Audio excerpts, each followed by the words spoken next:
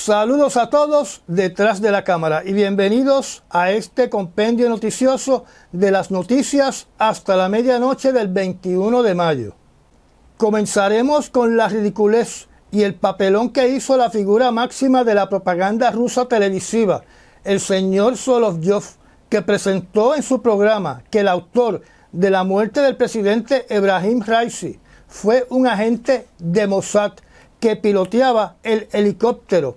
Y lo voy a repetir, que piloteaba el helicóptero, de primer nombre Eli y de apellido Cóptero. O sea, que el piloto se llamaba Helicóptero, nombre cuya fuente es un meme que se hizo en el occidente y Solovjov lo tomó como real. Simultáneamente en Irán, el exministro de Asuntos Exteriores llamado Javad Zarif, hablando de forma amenazante en la televisión de Irán, acusó de la muerte del presidente Raisi a los Estados Unidos por imponer sanciones en la venta de piezas de la industria aeronáutica en Irán, diciéndole a la población que este crimen de los Estados Unidos quedará grabado en la mente del pueblo iraní y para la historia. Naturalmente, este político lo que quiere es continuar alimentando el odio hacia los Estados Unidos.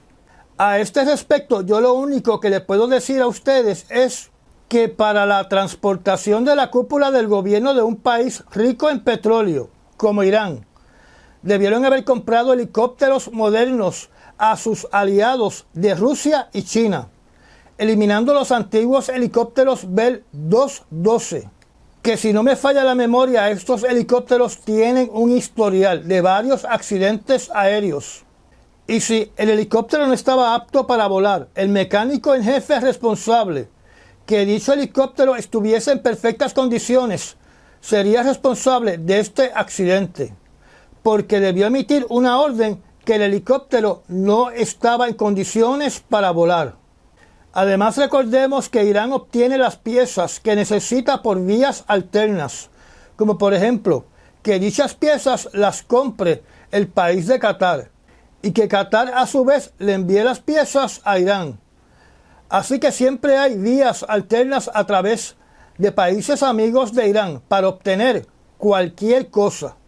Por otro lado, el ministro de Transporte de Turquía critica a todas esas personas que están haciendo acusaciones sin que haya concluido la investigación y su opinión en función al video que se transmitió en vivo desde el helicóptero. Lo que le dice a él es que la neblina repentina que se formó sobre estos altos picos montañosos puede haber sido el factor principal de este accidente aéreo. Pero a un gran por ciento de la población mundial lo que le gusta escuchar son chismes y conspiraciones. Así que las conspiraciones son las que siempre van a ganar. Y eso lo podemos ver claramente aquí en YouTube, donde canales de conspiraciones tienen cientos de miles de seguidores. Antes de cambiar el tema, hay que mencionar que durante los actos fúnebres de Ebrahim Raisi, se alega que la multitud estuvo gritando lo que voy a poner en la pantalla. Esta frase es bien común en prácticamente todos los eventos políticos de Irán.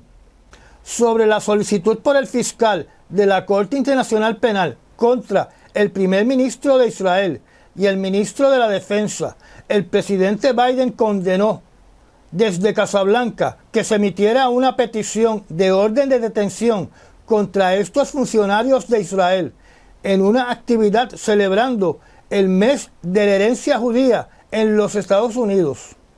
El presidente Biden mantiene su postura de que Israel no está conduciendo una operación de genocidio en la Franja de Gaza. Voy a citar algunas de las palabras que dijo el presidente Biden, y cito: "Permítame ser claro.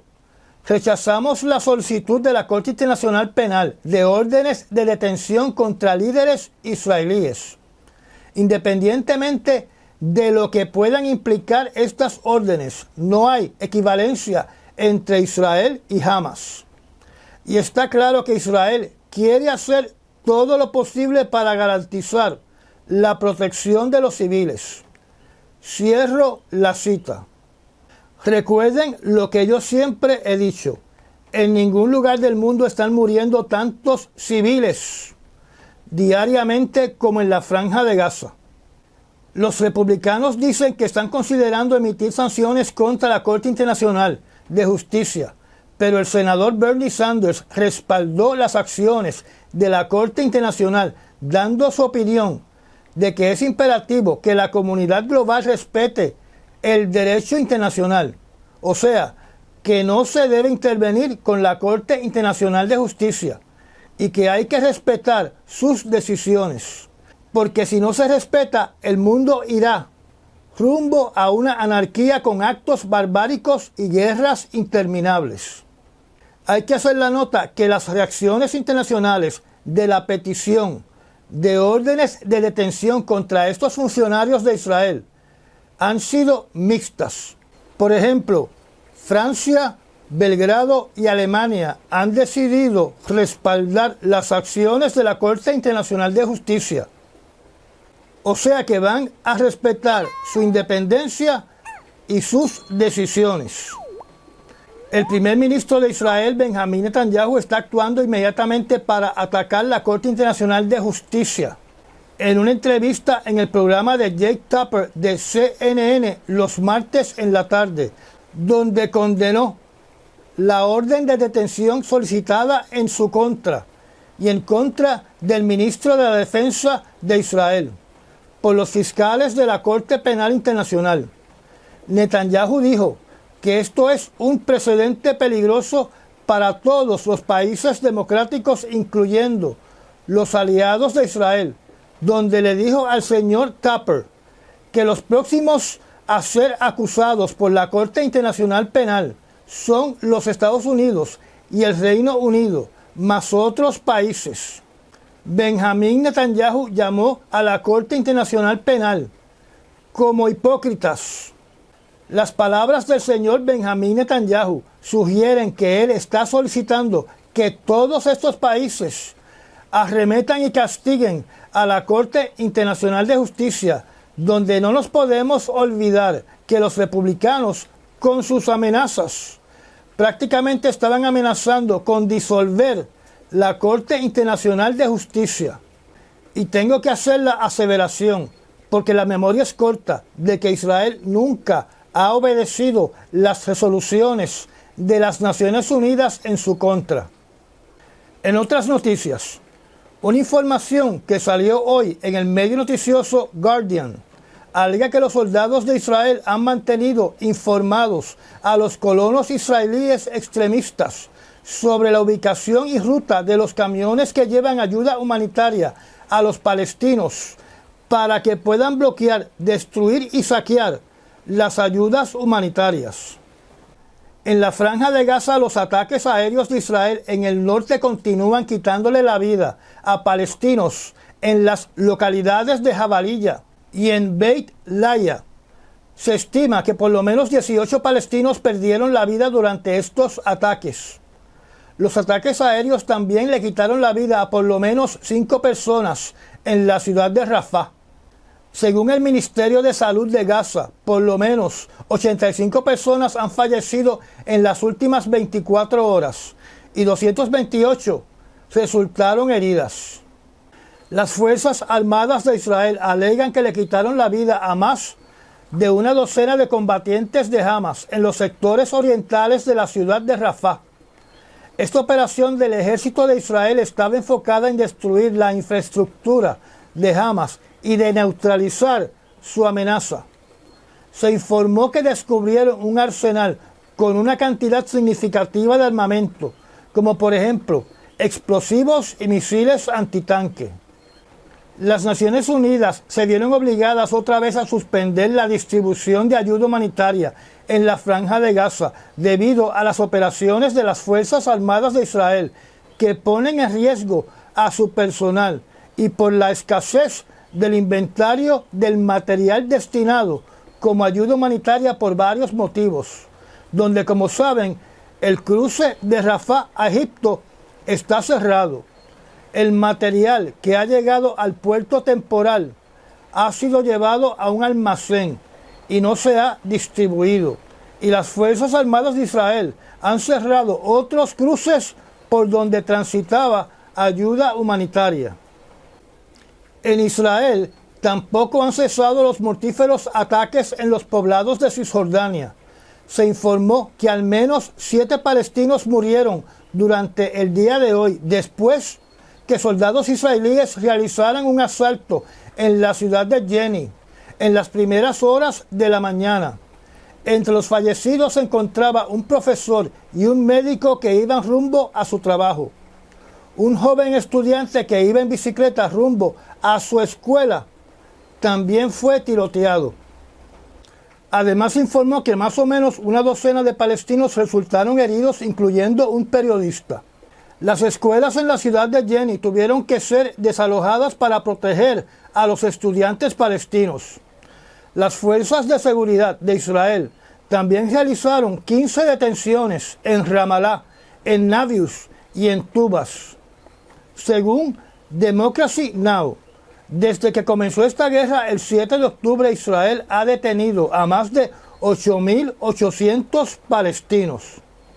También se informó que las Fuerzas Armadas de Israel incautaron las cámaras y el equipo fílmico del famoso medio noticioso Prensa Asociada, que tuvo que devolver debido a la mar de quejas que se suscitaron por los medios noticiosos internacionales condenando esta acción por parte de Israel. Se podría decir que las Fuerzas Armadas y las Fuerzas de Seguridad de Israel están de cierta forma retando, o debo decir, desafiando a la Corte Internacional de Justicia por sus recientes acciones. Hablando de retar, de desafiar a la Corte Internacional de Justicia, como ustedes saben, uno de los cargos es utilizar la hambruna como arma. Y durante el día de hoy salió un artículo que indica que hasta el viernes de la semana pasada, en el muelle temporal construido por los Estados Unidos para recibir alimentos y otras ayudas humanitarias para la población civil de la Franja de Gaza, se reporta que los barcos han traído y descargado más de 569 toneladas métricas para ayudar a la población civil de la Franja de Gaza. La información es que ninguna de esas ayudas ha sido distribuida por las autoridades de Israel. El acuerdo era que se descargaba la mercancía de los barcos y se le entregaba al gobierno de Israel para que inspectores certificaran de que no había contrabando de armas o explosivos escondidos dentro de la ayuda humanitaria.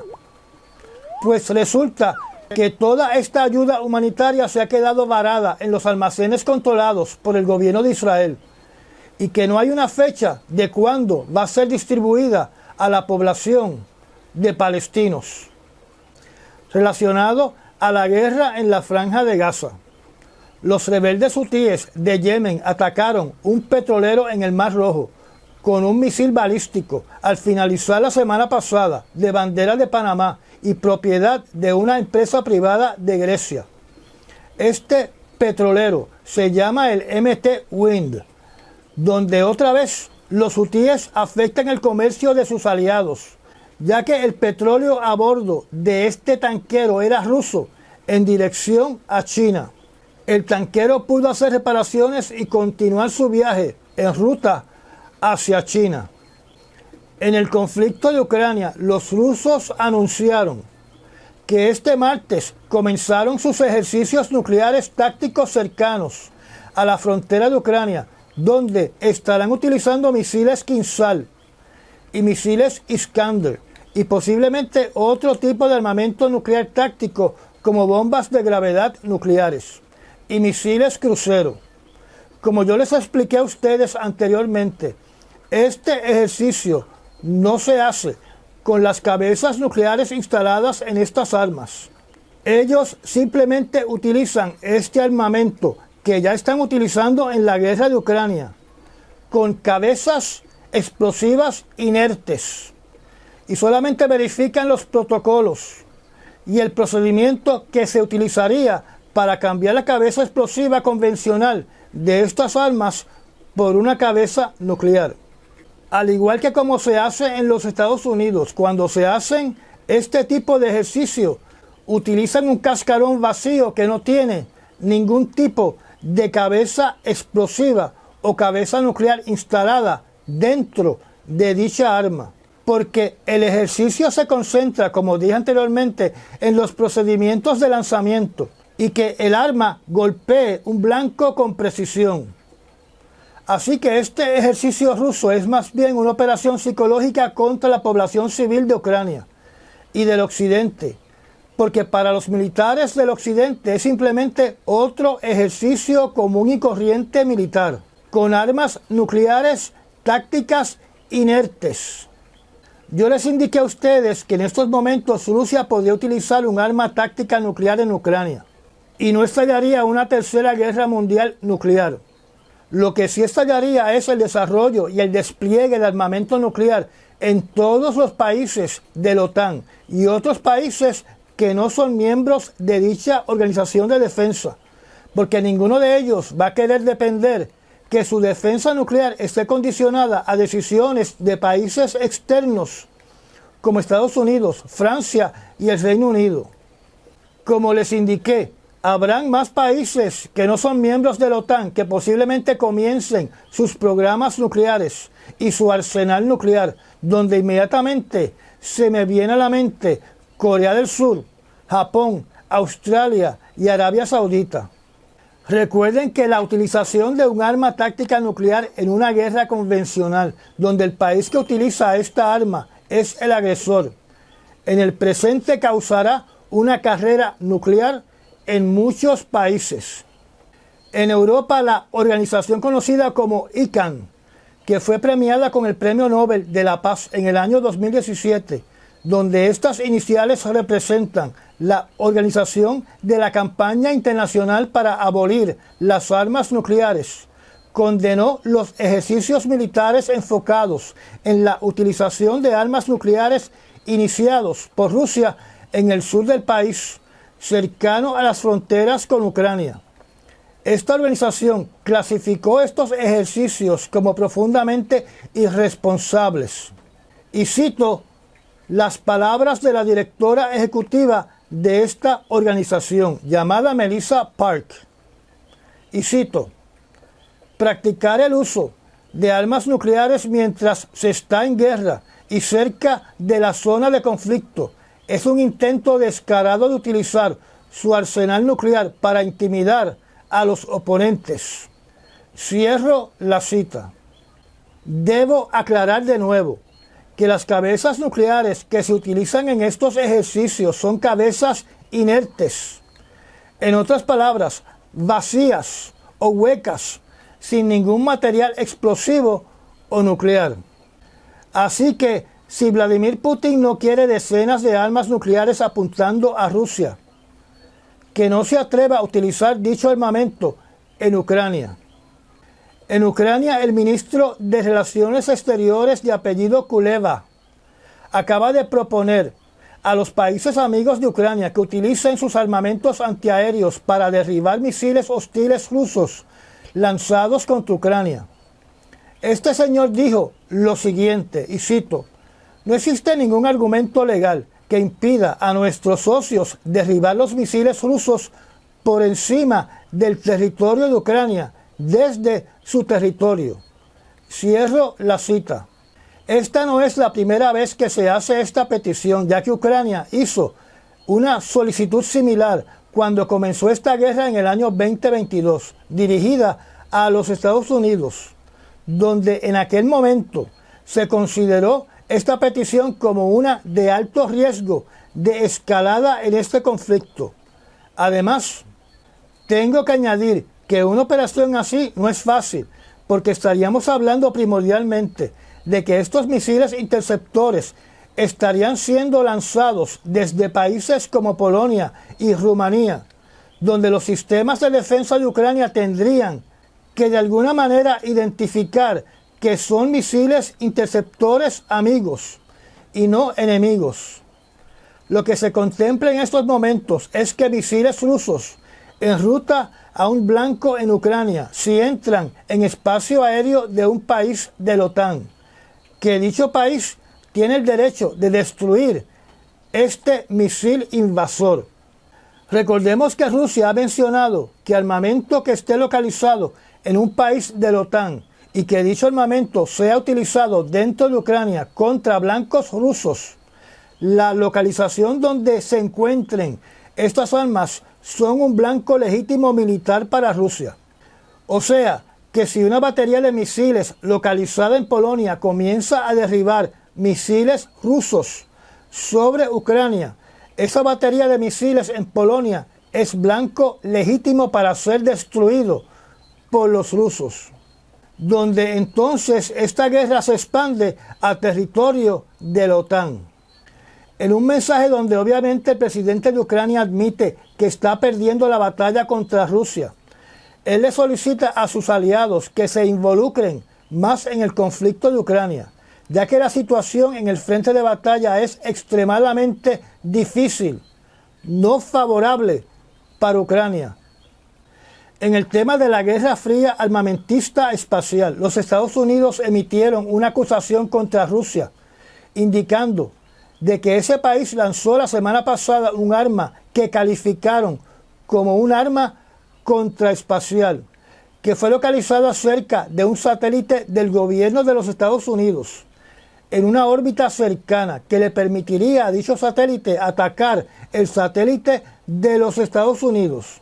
La última vez que Rusia lanzó una de sus armas espaciales fue para el año 2022, destruyendo uno de sus propios satélites, que creó una zona llena de escombros espaciales que a su vez, dichos escombros, hace imposible que se utilice esa órbita para otros satélites.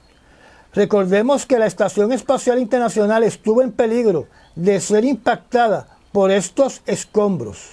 Aparentemente la preocupación en estos momentos es que este satélite ruso podría tener un armamento nuclear, donde debido a la proximidad del satélite de los Estados Unidos, podría destruirlo con su onda expansiva y naturalmente otros satélites que se encuentren cercanos a esta alegada arma táctica de Rusia.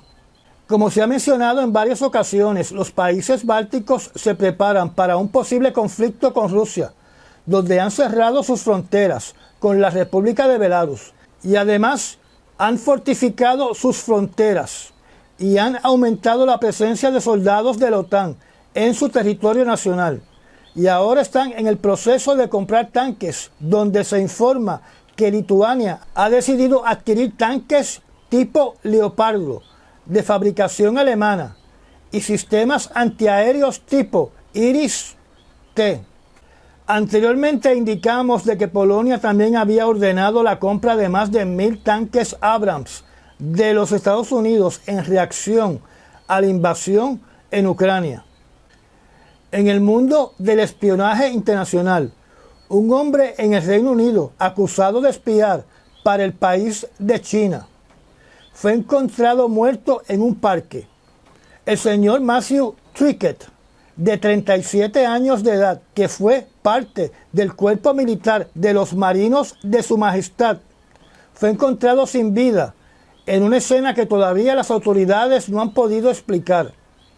Él y 2 hombres con nombres asiáticos estaban en turno para presentarse ante un juez. Estos 3 hombres tenían acusaciones de ayudar a servicios de inteligencia foráneos, violando el Acta de Seguridad Nacional del Reino Unido del año 2023. Este ex militar estaba trabajando en lo que podemos llamar la patrulla fronteriza británica y la agencia de seguridad que se encarga de la migración. En mi resumen anterior hablamos de los disturbios civiles en Nueva Caledonia, que es una propiedad de ultramar de Francia. En el día de hoy se reportó que el presidente Emmanuel Macron está viajando a este archipiélago, que queda en el Pacífico, para atender personalmente esta revuelta violenta, donde los gobiernos de Nueva Zelanda y de Australia están desalojando a sus ciudadanos de Nueva Caledonia. El artículo que vieron en la pantalla menciona que estos disturbios aparentemente son causados por un cambio en la ley electoral que le permite a ciudadanos franceses que han vivido en la isla por lo menos por 10 años que puedan votar en las elecciones locales. Este archipiélago ha estado bajo el control de Francia desde el siglo XIX. Y para terminar, quiero mencionar que el gobierno de Filipinas quiere un escrutinio internacional de las operaciones de China en el Bajo de Scarborough, donde Filipinas acusa a China de destruir la vida marina en esa zona del mar meridional, que según el arbitraje de la Corte Internacional de Justicia del año 2016, dichas aguas le pertenecen al archipiélago de Filipinas. Y ya llegamos al final de esta charla. Gracias a los patrocinadores y a las personas que me han dado un Super Thanks. Suscríbase y apriete la campanita. Recomiende este canal. Y nos vemos en el próximo análisis noticioso. Hasta mañana.